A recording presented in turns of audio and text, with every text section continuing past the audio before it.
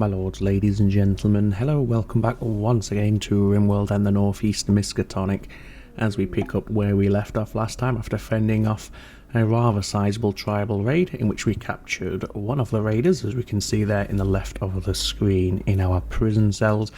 And at the end, if you remember, we also got Amy back into the our religion, so she has now been released from her captivity and is once again a fully fledged member of our colony.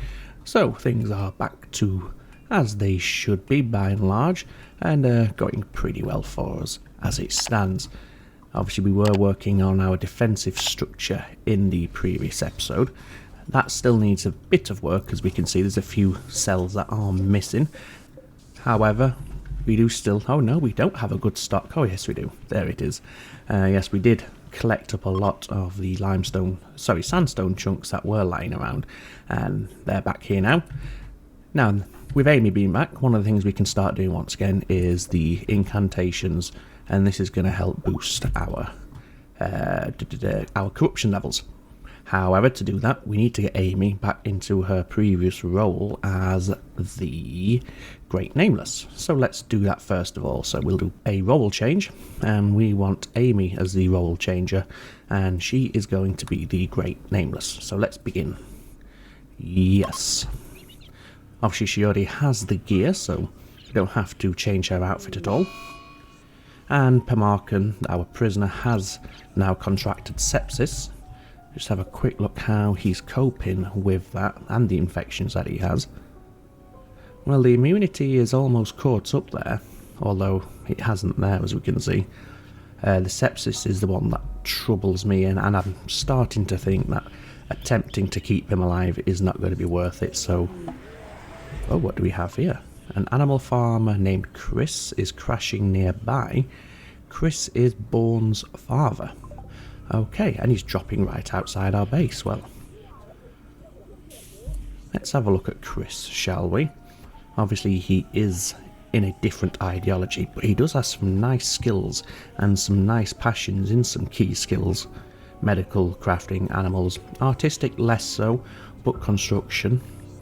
What about his biography? Hypersensitive, oh, he's a pyromaniac, and he's a slowpoke. I don't think we're gonna... He's 43. Bourne is 52. I don't know how that family dynamic's working, but there we go. So I don't think we're going to make any attempt to rescue Chris. I do not like the pyromaniac trait whatsoever. So we're just going to leave him to succumb to his wounds. But what we are going to do is sacrifice Pamarkan. So let's offer him up. Human sacrifice to Shibnagurath. Sacrifice Pamarkan. And what can we do here? We can send some goats in, a fertility ritual.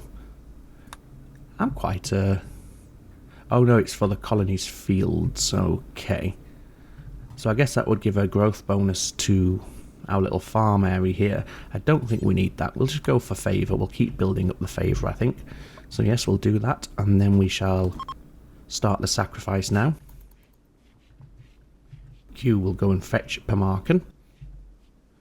Yes, I don't fancy combating the sepsis once again, so we may as well make use of him and sacrifice. There we go, successful sacrifice.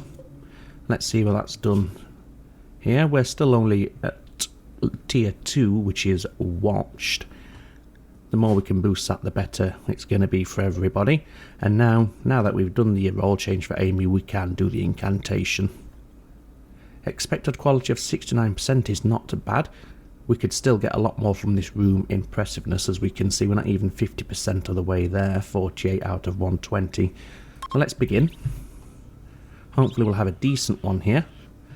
I'm not sure if the quality affects how much the corruption rating is boosted by, but we can experiment with that now and find out. Let's see. So that went up by 10%, and that was a loathsome one, which is, looking at it, the best it could have been. Everybody's got a +2 mood bonus, which is fantastic. So that's going to help offset a lot of our negative moods, especially Bourne, who's obviously pining for a better room. Slightly impressive. Has that Has that modifier gone? Yes, it has actually. There we go, slightly impressive bedroom +3. So Bourne is in a nice mood these days, which is good to see. He's not going to be in a good mood soon, however, when his father passes away. Bleeding out in 7 hours. Amy is about to suffer a mental break. Witnessed abysmal sermon. Okay. That's because her cult-mindedness is not above the threshold to be considered a member of the cult that we have going. That'll change over the next few sermons, however, so that's not a major problem. It's just a temporary setback that we have to deal with. So we'll have to keep an eye on Amy for the next few days. Likewise, we'll probably have to keep an eye on Bourne as well, especially when his father passes away, which is going to be in around about 4 hours' time. Yeah, so down here we've finished the embrasures, as we can see. We need to mine out this access corridor so our people can get in and out relatively easily, because eventually these will be ditches here which really slow down the movement of your colonists and obviously anybody who passes over them, and we just want to make it as easy as possible, so we need to get this mined out. I have set it to be mined. It shouldn't take too long, hopefully. Building up the wood supply, which is good, although it's not that critical really. Okay, Chris's father has passed away. Sorry, Bourne's father. Let's see what that's done for his mood. -8. That's not the worst. We can deal with that. And there we go. Amy's now in the cult as well, so her mood should not be as bad as it was previously. Okay, we've finished the ENIAC research that we started in the last episode. We can now build the ENIAC, which is a very large computer-style bit of kit that we can do some advanced research on. So we'll get that built soon, although we want to put a dedicated place down, like a dedicated research room. I'd also try and, I'd also like to try and get a hospital put in place today. Obviously a hospital is going to help us when it comes to keeping our colonists healthy should they develop a sickness or an infection. One of the things we will want to have in the hospital is obviously sterile tiles, so we're going to have to research that soon. In fact, we could probably do that now. I did go for drug production, but I think sterile, if we can reset, yeah, there we go, sterile materials. That way we can make sterile walls, which will be very nice for our little hospital, as well as our research room actually. So let's swap out drug research or drug production for sterile materials. As you can also see, put a few bone columns down in our little church. They do boost the mood, the rating of the room ever so slightly. And as you can see now, it is now rated as decent, so that's going to have a small but positive impact on any future incantations and the likes that we conduct. And in fact, as soon as everybody's awake in the morning, we'll do another one just to get our corruption up as high as we can. At the moment it is, well, it's dropped down to 1.5% already. It was 10% previously, if you remember, after the last incantation.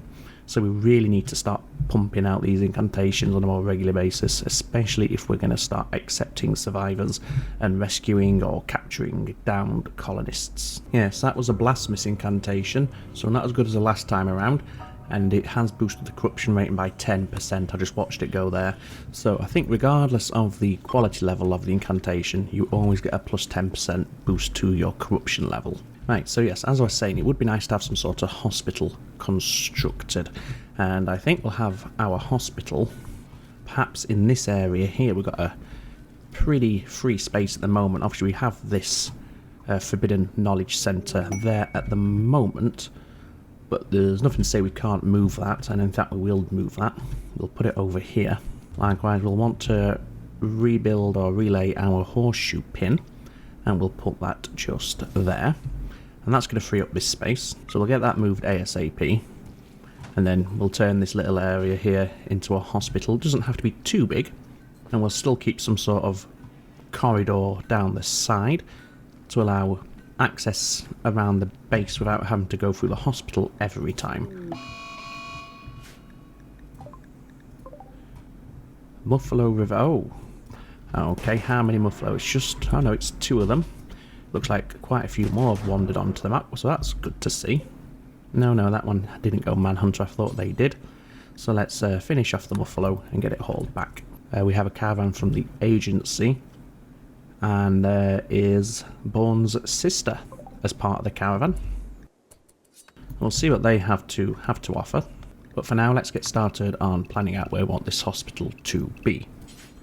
So for now, we'll go with bone walls.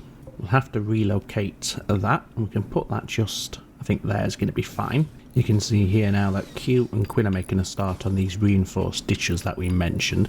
They really do slow down movement speed. So that's going to be a great help when it comes to defending any would-be attackers, as they're going to spend a lot more time in this little kill zone. So if we have people stationed around all of the three sides here, they can really pour the fire on, and given the slowdown that they're going to be experiencing, we should be able to rip through them a lot easier than we have been doing previously. Although, as we did see in the last episode, we were able to fend them off quite nicely even without the reinforced ditches. So this is just going to add another extra element of security and defensiveness to our base. And that's obviously always a good thing, because we can't always rely on the raids being tribal or so weakly armed. So we have researched sterile materials, so we can now start building sterile walls for our hospital should we so wish. Let's decide. Do you know what? I'd never seen this before, this tab. Golems. We don't have any, so that's largely redundant, but first time I'd noticed that. So good to see that I'm paying attention. Right, I'm going to go for terrain rehabilitation now. I know, as we saw in the jungle series, it doesn't cost anything to actually perform terrain rehabilitation, and it is a permanent change. So I try not to use it, but there's a few instances where really I'd like to use it. For example, we cannot build our ditches on these stone floors here. So what we're going to do is we're going to relay some soil in this area just so we can build the reinforced ditches. It might be considered cheating. I'd agree with that. But I want to do it just so we've got a nice defensive area to work with. As you can also see here right now, we've made some big changes, or big changes are currently being made to the temple. Put some bone floor down along the sides, and then some nice sandstone tiles down the middle. You can see the bone floors go down very, very quickly, although they don't really add much to the room beauty rating. But they do fit the aesthetic, I think, quite nicely. So I think we'll do another incantation today. That's 75% now, so you can see the room impressiveness has jumped up quite nicely to 93 out of 120. So this should give us a decent result from future incantations. There we go, +2, that was loathsome incantation. And that's boosted everybody's corruption by 10% as per normal. Some people's corruption is a little bit higher than others. For example, Q's is one of the lowest, and that's got to be because she is often spending time outside of the base, so she's away from all of the obelisks that we have scattered around. So we might have to consider putting some more of those down. We certainly want to put some down in here, and just around this area here. So as our colonists are coming and going through here, they're still under the influence of these obelisks, and that's going to stop their corruption from dropping too rapidly. So the mother and daughter team of Q and Quinn just about finished the reinforced ditches, and we can see here just how much it slows your walking skills, your walking speed down by when you cross the ditch. Just saw Bourne there trying to flirt with Q. I don't think that was appreciated. I'm not surprised. Q already has a lover in the form of Gabe, so Bourne, you might want to watch yourself there, my friend. But there we go, we now have the access corridor completed. So what we're going to do, put some doors down in here. For the time being, we are just going to use bone doors, and over time we're going to improve them with something a little bit more durable. But to get the ball rolling, that'll work quite nicely, and the AI should still be more inclined to come through this way, rather than trying to break down a series of doors to get through. But obviously that will be tested during the next raid, whenever that will occur. You can see I've not done anything to the hospital yet. The simple reason for that is to put down the operating beds that I'd like to use, we need a lot more steel. Now we still have this steel here to be mined, and I've also designated this vein over here to be mined out as well, as and when we get the chance. So once we've topped up our steel reserves, that's when we'll start actually installing the furniture into the hospital. We've got our first rice harvest, so food's looking pretty good. We have plenty of buffalo meat, 1,083 units of that, and 14 units of rice as well. All the buffaloes that we had hunted have now been hauled back and chopped up, which explains the huge surplus of meat that we currently have. So food concerns are off the table now for I'd say the foreseeable future, which is really, really good. And we have an infestation appearing, and it's appearing right here, which is quite interesting because this is not an overhead mountain. So that's a little bit troubling. Let's see what they do. What we might have to do is disallow use of these doors here. At the moment they are quite content just to stay in their little area. Oh, that was a poor incantation there, -1. Right, so infestation. So what we're going to have to do first of all is mine out another access into our storeroom. So we'll get Quinn to prioritise that. If we can avoid aggroing the infestation, for now we should be okay. Yeah, see, oh no, they've broken through, and that's because Amy went through that door there. So we need to get everybody drafted now and into some sort of defensive position.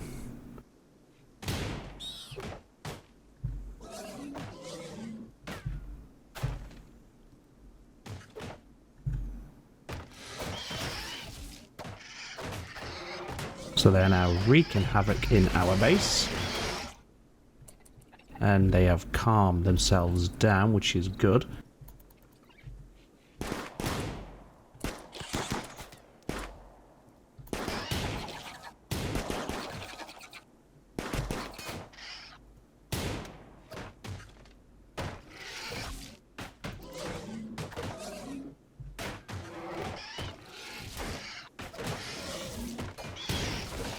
That's one of them down.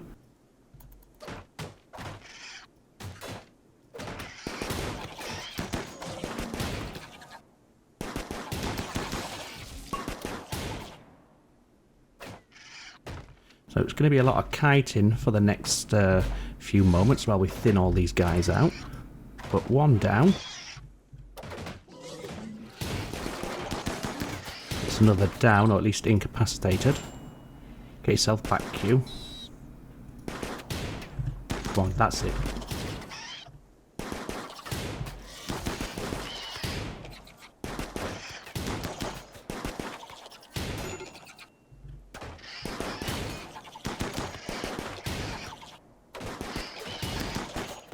It's another one incapacitated. Another one incapacitated. And another one down.